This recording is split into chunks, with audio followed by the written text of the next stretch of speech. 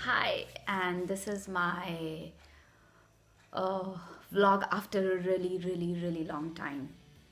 And as you guys might know, I mean, I don't know if you read my blogs or not, but I'm usually much more active at my blog, that's yellowmellowlife.com, than here.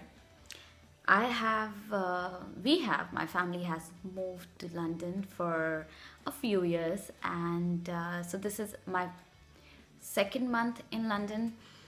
And one thing that just great that has happened since I've arrived here is that I have been able to pick up on my reading.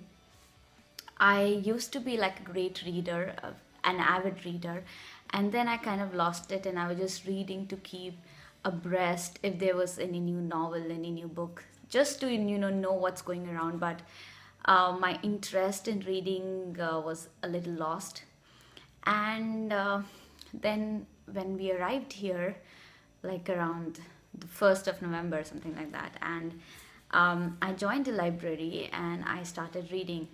And the first book that I picked up was like a random book. I just picked it up and it was a great book. It was The Last Train from Liguria, and I really loved it. And after that, I went to the library again and picked up another book randomly again. So the first book was a female author book, and the second book that I picked up was Mistress Shakespeare, and it was again on a female author book. And then I think it's just snowballing. You know what? Because I finished that and I went to library again, and this time then I was like, let me just read female authors for a while. And so this time I picked up Joanne Harris, Different Class. And so it is like it's just been 5 weeks, or yeah, 5 weeks that I've joined library, and this is the third book that I've finished. So I would say that I'm doing pretty well. Reading is catching up again on me, and I love it. So I thought that I'll make this like a video, a short video. I don't know if it'll be short or not, or if I keep babbling, but a video where I can just talk about the book that I've just finished, like a book review.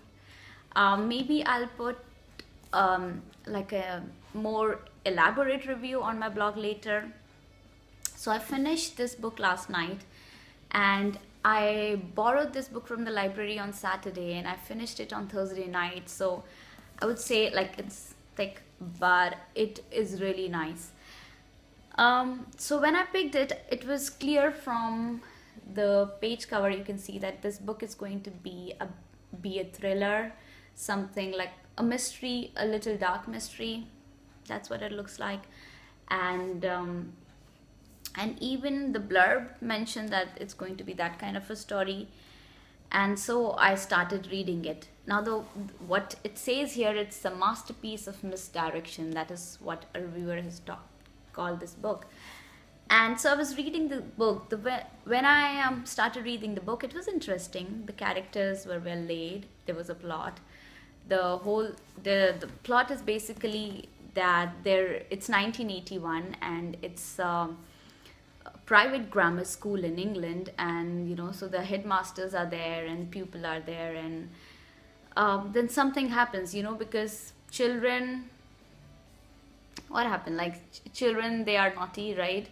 And so some children are just naughty, some children just like to break the rules, and however the teacher deals with them. And then as the blurb says that every once in a while a kind of troublemaker comes in the class, a boy who's capable of twisting everything around him, a boy with hidden shadow inside. So something like an event happened. It's actually not one single event, but a series of small things happen which lead to something big. So 1981 for the history of that school was kind of like a dark period in a way. And so the book is written by the story is told by two narrators. One narrator is a teacher, and he's the class teacher of the class where the events pertaining to the book are happening, and the other narrator is a boy, and we don't know who he is. He's just like a mystery boy because his name is not disclosed till very later in the book, so we can just guess who's writing the other part of the book. So the teacher's perspective is more like, okay, this is all is happening around me, and the other boy narrator's perspective is pretty dark and intense. It deals with lot of, human things, like we all talk about, like somebody's death or murder, but in a little dark way. And that's how the story unfolds. And then whatever happened in 1981, the repercussions are, they are really long lasting. So the story goes back and forth between 1981 and 2005, that how in 2005 things are getting affected by what happened in 1981, something like that. And then, so what happened is that I was halfway through the book, and it was interesting, but it did not at all seem like all these nice things that reviewers have talked about the book. And I was kind of like a little disappointed, because I thought, it'd be a great book, and it said that it's going to be a masterpiece of misdirection, and I was already halfway through the book. The plot was developing, but there was nothing for me to like a grip was not there. So I was just, pushing through the book. But as soon as that halfway mark is done and you're in the second half, and then a little later, it's just like getting the shock of your life, that you are reading it and you realize that whatever I was reading, I realized that whatever I was reading and whatever I was imagining the story to be, or how I was imagining the plot is taking a turn, it all just, like I felt like I was not even able to understand the story. It was such a there was such a twist in the plot, that I was like, oh, why did it happen? Why was I not paying attention when I was reading it? Of course I was paying attention when I was reading it, but we have to, Joanne Harris has done a really good job at, keeping the plot in such a folded way that you are there, inside the blanket, but still you don't know what is going on inside the blanket. So it was it was really a shocking twist. And then once you know that shocking twist, now okay, about 3/4 of the book, and now you know that this is going to be the twist, and that is how the story will unfold. And then the reader inside you has some kind of, you can anticipate that now maybe this will happen and this will happen. I anticipated that the school teacher would be the bad guy. Maybe maybe a delusional person, because he's getting old, and he's also always talking about how his parents dealt with the memory loss. And so it felt like, is he losing his memory? Is he making his stuff up? Maybe he's just not.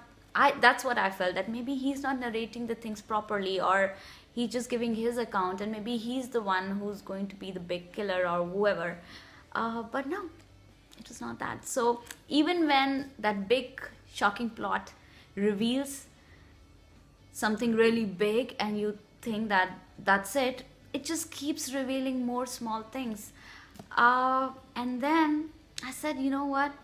This reviewer was so right, that this book is actually a masterpiece of misdirection. It's just so amazing, and I think Joanne Harris has done a really good job. And the moment I read the book, I thought, you know what? I think that they should make a movie out of it. And because the cover page looks like this, as if it's like a picture, I thought maybe a movie has already been made on it. But then I checked, it's this year's book. It's 2016, but I really hope that they make a movie out of it, because sometimes it's like, I feel that when I'm reading a book so thick, it's so easy for me to get deceived, or it's easy for the author to deceive me. But sometimes deceiving somebody, like if you see a movie and within 2 hours if you get deceived in the similar way, it's a challenge in itself. So books definitely can be made out into a really entertaining movie, by somebody who I hope whoever makes it, if it ever gets made, does justice to it, because I mean the kind of fold it had. And so yeah, I loved it. I loved it. I loved it. And I just hope that next time when I go to the library, I'm again going to pick up a female author. That's my resolution for 2016, whatever is left of 2016. And I hope I get another great book like this again. All right then.